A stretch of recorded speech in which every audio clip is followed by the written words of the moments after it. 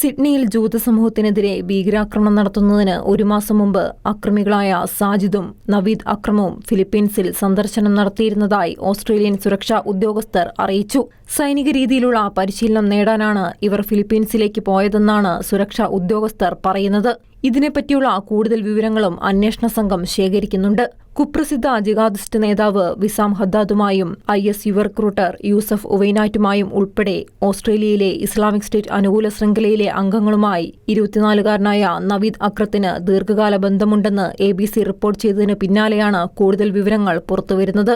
1990കളുടെ തുടക്കം മുതൽ ഇസ്ലാമിക തീവ്രവാദികളുടെ ഒരു കേന്ദ്രമാണ് ഫിലിപ്പീൻസ്. നവംബർ 1-ന് ഓസ്ട്രേലിയയിൽ നിന്ന് ഇരുവരും ഫിലിപ്പീൻസിൽ എത്തിയതായി ഫിലിപ്പീൻസ് ബ്യൂറോ ഓഫ് ഇമിഗ്രേഷൻ സ്ഥിരീകരിച്ചിട്ടുണ്ട്.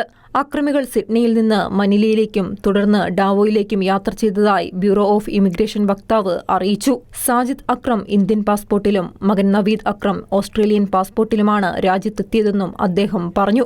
2025 നവംബർ 28-ന് അക്രമികൾ രാജ്യം വിട്ടതായും ഫിലിപ്പീൻസ് അധികൃതർ വ്യക്തമാക്കി. International desk Shekinah news.